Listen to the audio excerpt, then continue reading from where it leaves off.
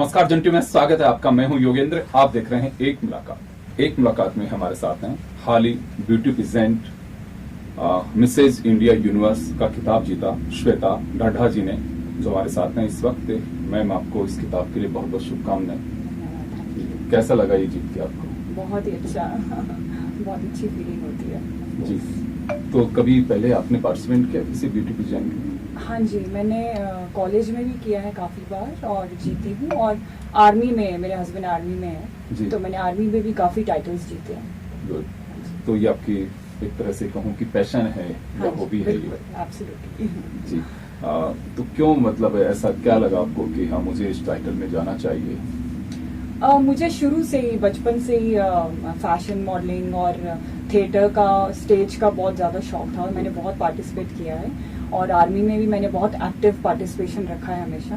But of course family पहले आती है, तो बच्चे मेरे उस टाइम छोटे थे। मैं जाना चाहती थी इस कंपटीशन में, मिसेस इंडिया में, शादी के बाद। बट अभी बच्चे बड़े हो गए हैं और रिस्पॉन्सिबल हो गए हैं। मेरी बेटी कॉलेज में है, बेटा 10th में है। तो अभी मुझे लगा कि अब राइट टाइम है कि मैं अपने लिए भी कुछ करूं और अपने ड्रीम्स को पूरा करूं। जी, वैसे क्या मानना आपका, ये प्रेजेंट इस तरह के हैं कि जो महिलाएं, पहले ये लगता था कि मिस इंडिया या फिर मिस से जुड़ा हुआ था कोई टाइटल हुआ करता। देखिए गोत्रीकर जी ने जब जीता मिसेज वर्ल्ड, तो हाँ, तो उसके बाद से मुझे लगता है कि चला ये पैशन और काफी प्लेटफॉर्म है जहाँ से ये चलता है। बिल्कुल बिल्कुल। एक्चुअली उन्होंने ये इंस्पिरेशन दिया फर्स्ट टाइम कि हम लोग भी कुछ कर सकते हैं और अपने ड्रीम्स पूरे, स्पेशली वो लेडीज जो इस इंडस्ट्री में आना चाहती हैं और उनको शौक है इस चीज का, तो वो उनको एक प्लेटफॉर्म मिलता है, एक जरिया मिलता है जिससे वो अपना ड्रीम पूरा कर सकते हैं। आपके सफर के बारे में बताइए, कैसे शुरुआत हुई, कैसा रहा आपका ये सफर? मैं यही कहना चाहूँगी कि आप कुछ भी करना चाहते हैं लाइफ में, तो और आप पैशनेट हैं वो करने के लिए, तो सबसे पहले आपको कॉन्फिडेंस होना चाहिए अपने पे विश्वास होना चाहिए कि मैं ये कर सकती हूँ। तो आई थिंक कि कुछ भी आप अचीव करना चाहते हो, थोड़ा हार्डवर्क तो लगता ही है उसमें। और जो चीज़ से आप भागते हो या डरते हो, उसमें बल्कि आपको ज़्यादा एफर्ट मारना चाहिए, ताकि आपको कहीं पे भी कमी ना लगे और आप अच्छे से अपना परफॉर्म कर सकें। तो ये जर्नी बहुत ब्यूटीफुल रही। ये 4 दिन का हमारा ट्रेनिंग था फिनाले से पहले जयपुर में ही। तो इसमें उन्होंने पॉलिशिंग की बेसिकली, क्योंकि 4 दिन थोड़े ही होते हैं, तो उससे पहले आपको अपना खुद प्रिपरेशन थोड़ा करना पड़ता है। बट बहुत अच्छे शो डायरेक्टर, कोरियोग्राफर्स होते हैं वहाँ पे आपको हेल्प करने के लिए। और देन आपको आपका कैट वॉक अच्छा करते हैं, आपके साथ इंटरेक्शन करते हैं, आपकी बोलने की स्किल्स अच्छी करते हैं, वो हेल्प करते हैं उसमें। और सबके सब जितनी भी लेडीज आई थी अलग अलग स्टेट से, अलग अलग सिटीज से, तो वो पहले दिन हर एक को एक वो हल्का सा डर होता है कि पता नहीं क्या होगा, कैसे होगा। बंधन जब आप सब देखते हैं कि सभी एक जैसी सोच रखते हैं और सभी को हल्का सा डर है कि फाइनल में क्या होगा जी, तो वो आपका बॉन्ड और भी ज्यादा मजबूत हो जाता है, क्योंकि आप एक दूसरे के साथ शेयर करते हो और खुल जाते हो वहां जाके। तो बहुत ब्यूटीफुल एक्सपीरियंस रहा। बहुत अच्छे दोस्त बने जो लाइफ लॉन्ग रहेंगे, जिनके साथ दोस्ती। और जो मेंटर्स थे जिन्होंने हमें सिखाया, उनसे भी बहुत कुछ सीखने को मिला। तो all over it was a very beautiful experience. कितने दिन का सफर रहा आपके इस प्रेजेंट का? ये हमारा 4 दिन का सफर था। बिगनिंग कहाँ से हुई? सबसे पहले आप लोगों ने कहीं क्वालिफाई किया होगा? हाँ जी, हाँ जी। वो सारा मैं जानना चाहता हूँ। कैसे आपको पता लगा कि इस तरह का कोई प्रेजेंट होता है जिसके लिए हमें नॉमिनेट किया जाता है, नॉमिनेशन होता है, जो भी, क्या सफर कैसे रहा उसका? हाँ जी, पहले तो मैं अपना बताती हूँ कि मैंने जब ये करना था, मिसेस इंडिया का कंपटीशन के लिए रजिस्टर करना था, तो आप पहले थोड़ा सा बैकग्राउंड देखते हैं कि कौन सा ऑर्गेनाइजेशन ऐसा है जो गवर्नमेंट के साथ एफिलिएटेड है, ऑथेंटिक है जी। तो वो आप जब देखते हो और फिर आप पीछे उनका बैकग्राउंड देखते हो और देखते हो कि उनके जो लास्ट विनर्स थे वो उनका जर्नी कैसा रहा, उनको क्या बेनिफिट हुआ इससे, और उन्होंने अपने कंट्री के लिए क्या क्या किया उसके बिहाफ पे। तो ये सारी चीजें देख के ही मैंने इसमें रजिस्ट्रेशन, अपना नाम रजिस्टर कराया था। और जब आप रजिस्टर कराते हो तो फिर वो आपको कॉल करते हैं कंटेस्टेंट्स को, और फिर वो आपको फिल्टर करते हैं, मतलब वो आपका सिलेक्शन करते हैं। जनरली सिलेक्शन स्टेट्स में होता है, अलग अलग स्टेट्स में, मगर अभी because of the 3rd wave, तो 2-3 मंथ्स बैक जब ये रजिस्ट्रेशन हुआ था तो तब ये थर्ड वेव थोड़ा सा था, अभी भी उसका वो चल रहा था, तो इसलिए उन्होंने ऑनलाइन ऑडिशंस लिए थे जिसमें उन्होंने इंटरव्यूज किए 2-3 दिन आपके साथ, और साथ में उन्होंने आपसे वीडियो क्लिप्स लिए थे जिसमें आपकी वॉक थी और आपका कुछ टैलेंट है तो उसका एक छोटा सा क्लिप, मैंने गाना गाया था, मुझे गाने का शौक है, तो वो क्लिप मैंने उनको भेजा था। तो इस बेसिस पे फिर वो सिलेक्शन होता है और फिर उसके बाद वो फिर आपको फाइनल बताते हैं कि आप सिलेक्ट हो गए और फिर आपको बुलाते हैं। फाइनल में कितने लोग थे आप? फाइनल में फिल्टर होके 25 थे, जिनमें से 22 ही आ पाए, कुछ रीजंस की वजह से 2-3 शायद नहीं आ पाए। तो कहाँ से थे वो लोग, कितने स्टेट्स का पार्टिसिपेंट रहा इसमें? आई थिंक 8 to 9 स्टेट से डिफरेंट लेडीज आई थी। कुछ 2-3 सिमिलर स्टेट से होंगे, पर जितना कि मुझे मालूम है 8 से 9 स्टेट्स के डिफरेंट है। एक ओमान से भी आई थी लेडी। हाँ जी। तो ओमान वाले को कैसे अलाउ किया? इंडियन है वो?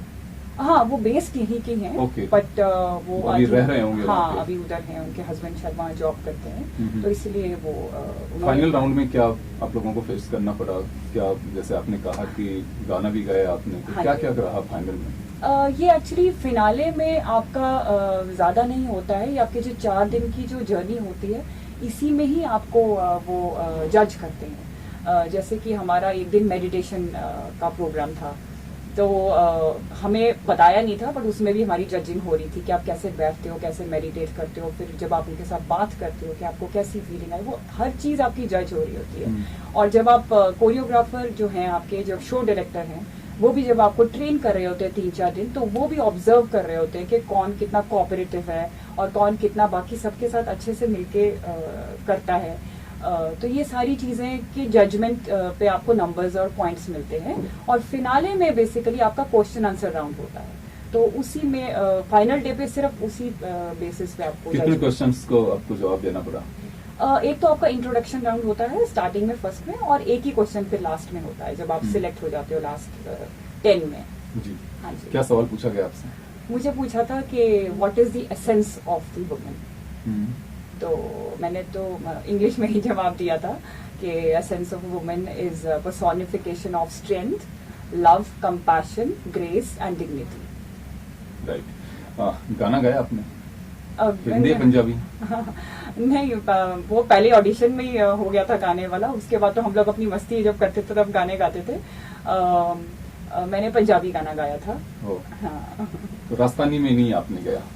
नहीं, राजस्थानी में नहीं गाया मैंने। क्यों? जिस माहौल में बड़ी हुई हैं, पढ़ी हैं, पली हैं, तो वही एक तरह से लाइक मदर टंग, वही सब कुछ हो जाता है। तो आप इस माहौल में तो पंजाबी गाना गाया आपने? हाँ, मैं किसके गाने पंजाबी पसंद हूँ, है तो मैंने पंजाबी? मैंने गाया था मैं तेनू समझावा की, जो बड़ा फेमस गाना है वैसे। हाँ। तो वो सॉन्ग गाया था मैंने। तो गाने का शौक शुरू से ही है अभी आपको? शुरू से है जी। मुझे। एक बात मैं जानना चाहूंगा मिसेस श्वेता यहाँ पे, कि ये इस तरह के टाइटल जीतने के लिए जाना हर कोई चाहता है, हर महिला जाना चाहती है, तो किस तरह का एटमॉस्फेयर चाहिए इसके लिए कि घर में सबसे पहला सपोर्ट तो घर का ही होना चाहिए? बिल्कुल बिल्कुल। आप तो जो महिलाएं जानना चाहेंगी कि वरना वो भी चाहती हैं आपकी तरह कि उनके भी चेहरे के ऊपर इस तरह का ताज हो, क्राउन हर कोई देखना चाहता है, तो उन्हें क्या कुछ आप गाइड करेंगे कि हाँ बिल्कुल आप इस तरह से जा सकते हैं? और आपको एक, अगर कई लोगों की अपनी परिस्थिति है, आपके हस्बैंड कर्नल हैं, वो आपको कोऑपरेट कर रहे हैं, जरूरी नहीं है कि हर व्यक्ति कोऑपरेट करे, और वो हम भी चाहते हैं कि जिसके दिल में या जिसका पैशन है कि मुझे भी किसी पेजेंट में ऐसा जाना चाहिए, तो वो कैसे रूट तय करें, क्या उन्हें लगना चाहिए? क्योंकि और भी महिलाएं जो आपके साथ जुड़ी हैं उनसे आपकी बात हुई होगी, क्या फेस करना पड़ता है, और अगर थोड़ा सा भी लगता है कि हाँ क्रिटिकल है जा पाना, तो कैसे उसे सहज बनाया जा सकता है? एक्चुअली में जो आप बता रहे हैं कि सबसे बड़ा तो इसमें कोई शक नहीं है कि आपकी फैमिली का, और स्पेशली मैरिड होने के बाद आपके हस्बैंड का सपोर्ट बहुत ज्यादा मैटर करता है। तो वहाँ पे जितनी भी कंटेस्टेंट्स थी, काफी लोगों का यही मानना था कि मैं अपने हस्बैंड की वजह से ही आई हूँ, और कई तो ऐसे थे जो इतना उनको नहीं विश्वास था अपने पे, पर सिर्फ उनके हस्बैंड ने उनको पुश किया और उनपे ट्रस्ट किया इतना ज्यादा कि नहीं आप करो, जाके अपने सपने पूरे करो, तो वो इसलिए वहां पे आई थी। बाकी जो लोग, मैं सबको उन महिलाओं को यही कहना चाहूंगी कि अपने पे विश्वास रखो, अपने सपनों पे विश्वास रखिए, और कहीं पे आपको अगर लगता है कि आप की फैमिली आपका सपोर्ट नहीं कर रही है तो उनको कन्विंस करने की कोशिश कीजिए, उन्हें बताइए कि मैं कितनी पैशनेट हूँ इस चीज़ के लिए, और एक मौका उनसे पाके और आप ये कोशिश करके दिखाइए उनको। तो मुझे पूरा यकीन है कि जब वो देखेंगे कि आप इतना पैशनेट है, और जब भी कहते हैं ना कि आप कुछ भी शिद्दत से चाहते हो तो आपको मिल जाता है, तो धीरे धीरे अपने आप सब एक्सेप्ट करने लग जाते हैं और आपका पैशन देख के वो उसका रिस्पेक्ट करते हैं। जी, देखिए बहुत सारे लोगों के साथ में चीटिंग भी होती है, इसमें कोई गलत टाइटल वही है लेकिन गलत प्लेटफॉर्म पे चले जाते हैं। ये कैसे पता चले कि हाँ एक्चुअल में ये जो प्लेटफॉर्म है जिसपे हम जाना चाह रहे हैं वो बिल्कुल सही है? क्योंकि कई बार ऐसी चीजें सुनते हैं कि हमारे साथ चीटिंग हुई है, हमारे साथ में इस तरह की मिसहैपनिंग हुई, तो ये कि बचने के लिए भी लोग जानना चाहेंगे कि उनसे तो बचा, क्योंकि चीटर्स की कमी नहीं है यहाँ पे, रास्ते तलाशते हैं लोग। तो एक्चुअल प्लेटफॉर्म पे जा सके वो रूट कैसे तय किया जाएगा, कैसे पता चला? जैसे आपको पता चला होगा, मैं वही एक्सपीरियंस आपको शेयर करना चाहूंगा दर्शकों के साथ में कि ऐसी चीटिंग से बचें और जो राइट जो रूट है आप उसको तय करें। सबसे पहले आप कुछ भी करते हैं तो आप उसका बैकग्राउंड चेक कीजिए। जैसे कि मैंने जैसे बताया कि मैंने पेजेंट में यही देखा कि इतने सारे हो रहे हैं, तो इनमें से कौन सा ऑथेंटिक है, तो उसके बारे में थोड़ा सा पता कीजिए। अगर आप नहीं कर सकते तो आपके हस्बैंड होंगे, आपके फैमिली मेंबर्स होंगे, आपके फादर होंगे या जो भी, उनका आप ड्यूटी लगा सकते हो कि आप थोड़ा चेक कीजिए कि ऑथेंटिक साइट है कि नहीं, और उसका बैकग्राउंड अच्छे से देखिए कि जो जो ऑर्गेनाइजर्स हैं, जो उस चीज के हिस्सा हैं, क्या वो लोग ऑथेंटिक हैं, उनका प्रोफाइल है। आजकल हर एक का एक प्रोफाइल आपको गूगल में आराम से मिल जाता है, ट्विटर पे मिल जाता है, सब जगह अवेलेबल है। तो आप वो पूरा अच्छे से बैकग्राउंड चेक कीजिए उनका। अगर तो गवर्नमेंट के साथ एफिलिएटेड है तो बहुत ही अच्छा है, क्योंकि उसमें फिर आपको एक ऑथेंटिसिटी मिल जाती है। आपको अगर आगे भी कुछ करना है तो आप हमेशा उनका नाम आपके साथ जुड़ा रहेगा, तो आपको आगे मदद मिलेगी इसमें।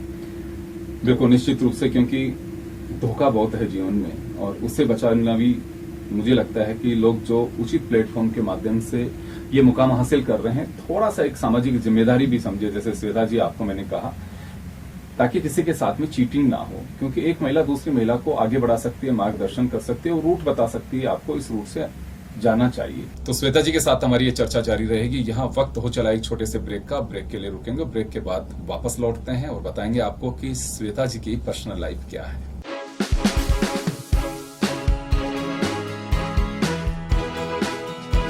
ब्रेक के बाद एक बार फिर आपका स्वागत है। आप देख रहे हैं एक मुलाकात, और एक मुलाकात में हमारे साथ हैं हाल ही सौंदर्य प्रतियोगिता मिसेज इंडिया यूनिवर्स का खिताब जीता श्वेता ढड्ढा जी ने, वो हमारे साथ में है। मैम, ये प्रेजेंट आपने जीता और ये आपका सफर रहा, बड़ा खूबसूरत सफर, एक आपका इच्छा थी। अब नेक्स्ट क्या, अब आगे का क्या रहेगा आपका? देखिए, ये एक प्लेटफॉर्म मिल गया है मुझे जिसमें मैं अपने ड्रीम्स पूरे कर सकती हूँ। जैसे कि मैंने बताया कि मुझे फैशन मॉडलिंग का बहुत शौक रहा है शुरू से, तो उसके वेन्यूज मुझे मेरे खुल जाएंगे। और मुझे स्पेशली जयपुर में मैं सेटल्ड हूँ, तो मुझे यहाँ के कल्चर, ट्रेडिशनल ज्वेलरी बहुत पसंद है और यहाँ के पोशाक बहुत पसंद है। तो मैं अच्छे डिजाइनर्स के साथ काम करना चाहती हूँ। एंड अभी मैं एलिजिबल हूँ फॉर नेक्स्ट इंटरनेशनल पेजेंट के लिए भी। तो अगर भगवान का आशीर्वाद हुआ तो मैं उसमें भी अपने देश का नाम रोशन करने जाऊंगी और नाम कमाऊंगी। कब होगा वो? नवंबर एंड में उन्होंने डेट दिया है इंटरनेशनल के लिए इस साल के, और अगर नहीं हुआ तो मे बी नेक्स्ट ईयर में।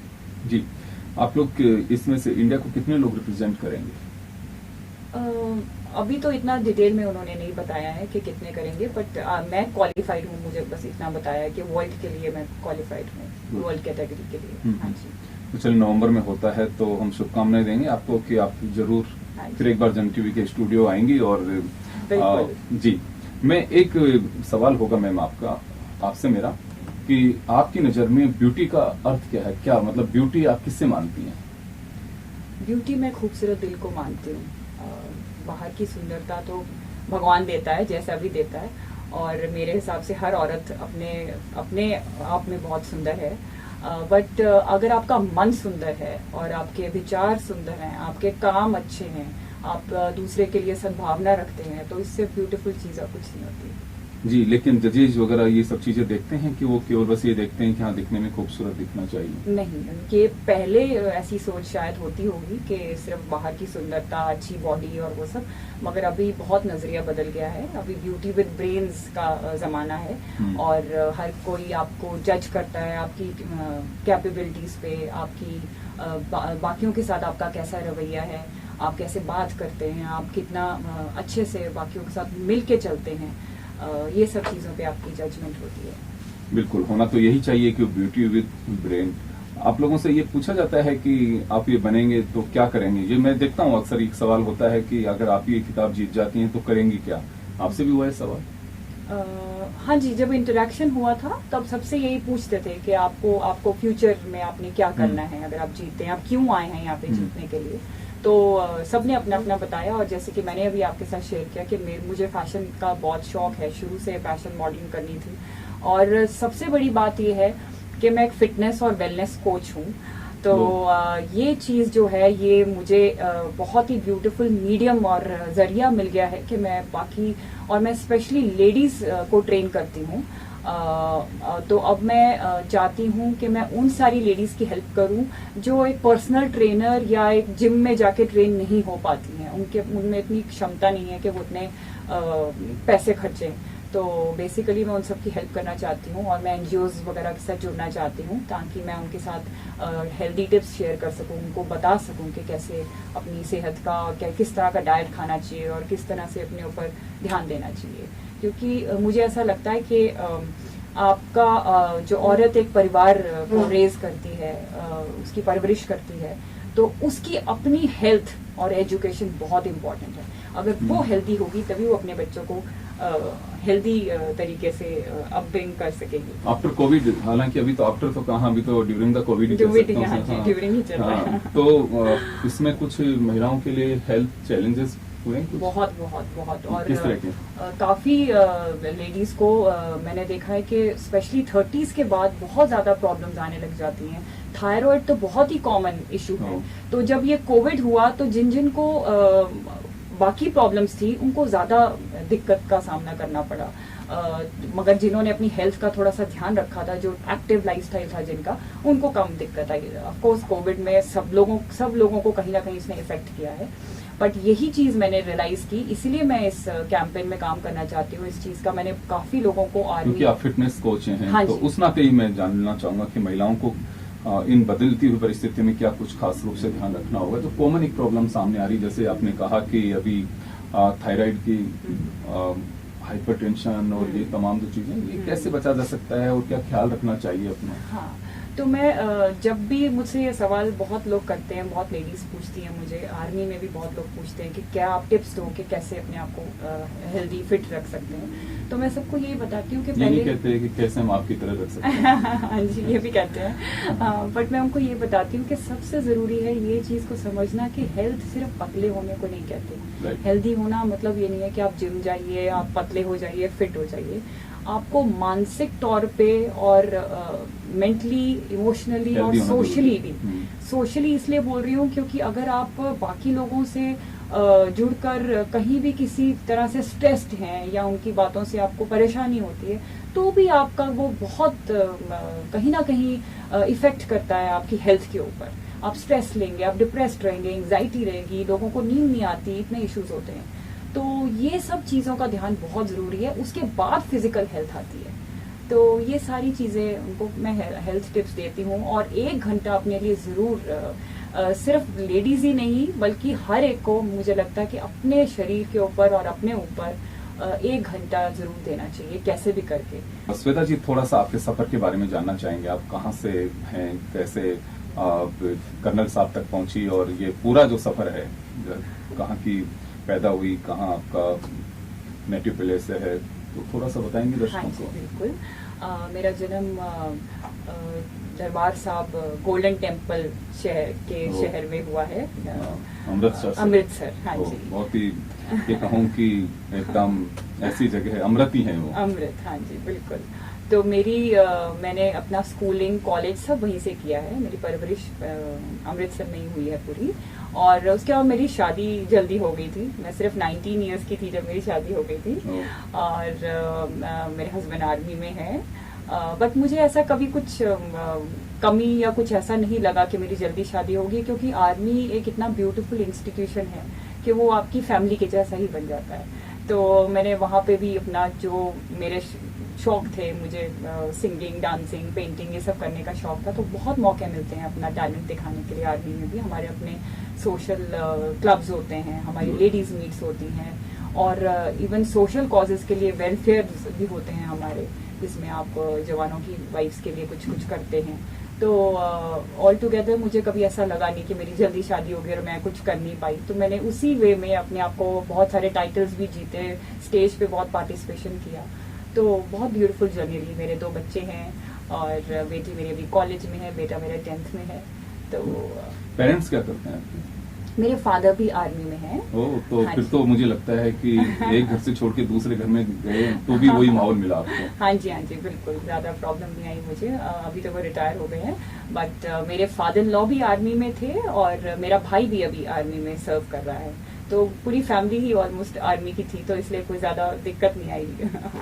हाँ सोशल जी। एक्टिविटी का भी रहा कभी आपको? बहुत ज्यादा। मैं एथलीट रही हूँ, स्पोर्ट्स ओह, भी मैंने आपने कोई जगह छोड़ी नहीं है? हाँ जी।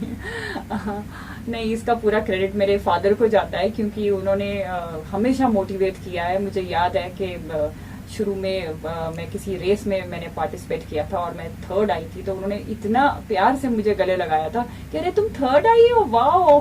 तो तब से मुझे मतलब लगा कि नहीं, पार्टिसिपेट करना चाहिए और अपना पैशन नहीं भूलना चाहिए।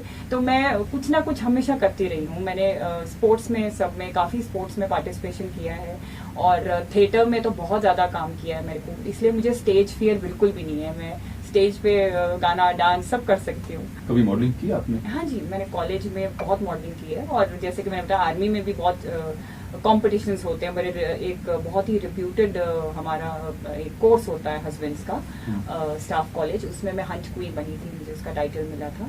तो काफी पार्टिसिपेशन किया है उसमें भी। हाँ जी जी, तो ये तमाम जो चीजें हैं, खासकर देखिए सौंदर्य प्रतियोगिताओं में, यानी कि ब्यूटी पेजेंट्स में फैमिली का सपोर्ट बहुत जरूरी है।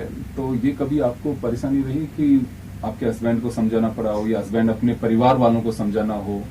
तो ये कभी? नहीं, बिल्कुल नहीं। इनफैक्ट मेरे हस्बैंड तो मतलब बहुत ज्यादा सपोर्टिव रहे हैं, और वही मुझे पुश करते थे कि अपने लिए कुछ करो, और जो आपका ड्रीम है उसको पूरा करो। मैं एक ये जानना चाहूंगा मैम कि बच्चियां, महिलाएं हैं, उनके प्रति जिस तरह से अपराध बढ़ रहे हैं, बड़ा एक चिंता का विषय है, और आए दिन हम चर्चाएं सुनते हैं।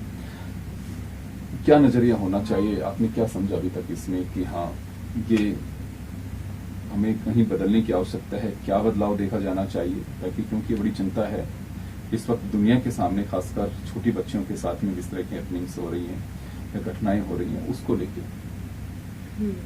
मैं ये कहना चाहती हूँ कि इसमें आप ज्यादा नहीं रोल प्ले कर सकते, मगर जो एक बहुत बड़ा रोल एक औरत और एक माँ कर सकती है, वो है कि अपने बेटे को आप अच्छी शिक्षा दीजिए, और उसे ये बताइए कि औरत की कैसे रिस्पेक्ट की जाती है। अगर हर घर में जो भी माँ है वो अपने बेटे को ये शिक्षा देगी और उसको ये बताएगी कि औरत की क्या रिस्पेक्ट है, उसकी क्या वैल्यू है, तो धीरे धीरे आई एम श्योर कि हमारा कंट्री बहुत सेफ हो जाएगा, क्योंकि सोच वहीं से शुरू करनी पड़ेगी बदलनी। कभी राजनीति में आपको पारी खेलने का अवसर मिला तो जाएंगे आप? नहीं, बिल्कुल नहीं। क्यों? ऐसा क्यों? नहीं, मैं बहुत सिंपल हूँ, और मैं ये डिप्लोमेसी मुझे बिल्कुल भी नहीं आती। जो मैं हूँ वो मैं हूँ, तो इसमें बहुत आपको बहुत ज्यादा सोच के और बहुत डिप्लोमेटिकली चलना पड़ता है, जो शायद मैं नहीं कर पाऊंगी। वोटिंग अपन तो बस एक वोट डालने तक ही रहे हैं, ठीक है, जो अपना पसंद है उसको वोट डाल सकते हैं। बिल्कुल बिल्कुल। चलिए श्वेता जी, बहुत अच्छा लगा, और आप हमारे साथ में जुड़ी, दर्शकों के साथ में जुड़ी हैं, और कुछ सुनाना चाहेंगे उनको? आपकी कोई भी डायलॉग या कोई पॉइंट या कोई भी जो आपको अच्छा लगे कि हाँ चलिए, या कोई कुकिंग टिप्स ही आप देना चाहें, कुछ भी कहना चाहें दर्शकों के लिए? मैं पंजाबी का एक सॉन्ग गाऊंगी, 2 लाइनें। मैं हिंदी की दो लाइंस, हिंदी गाने की 2 लाइंस गाना चाहूंगी। जब कोई बात बिगड़ जाए, जब कोई मुश्किल पड़ जाए, तुम देना साथ मेरा वो हमनवाज। न कोई है न कोई था जिंदगी में तुम्हारे सिवा, तुम देना साथ मेरा ओ हमनवाज, ओ हमनवाज। थैंक यू जी चलिए, बहुत ही सुंदर। और निश्चित रूप से बहुत अच्छी बात कही आपने। अगर हम यूं बात को समझना चाहें तो कि खूबसूरती आपके दिल से, आपके मन की होनी चाहिए। ये भगवान के दिया हुआ हमारा जो ढांचा है, ये तो हर जो ईश्वर ने बनाया उसके बनी हुई कोई चीज खूबसूरत ना हो ऐसा हो ही नहीं सकता। हर व्यक्ति, हर महिला खूबसूरत है जिससे ईश्वर ने बनाया है और वो उसी ने बनाया है। लेकिन आपको खुद को इस आवरण के अलावा अंदरूनी जो आवरण है, यानी कि आपका मन, आपका दिमाग, उसकी खूबसूरती बहुत जरूरी है और वो हमेशा रहना चाहिए खूबसूरत। तभी मुझे लगता है कि तरक्की हो पाएगी आपकी भी और समाज की भी। तो चलिए श्वेता जी, आपका बहुत बहुत शुक्रिया, आप हमारे दर्शकों के साथ में जुड़ी, और दर्शकों का भी बहुत बहुत शुक्रिया। एक मुलाकात में इतना ही, दीजिए इजाजत, नमस्कार।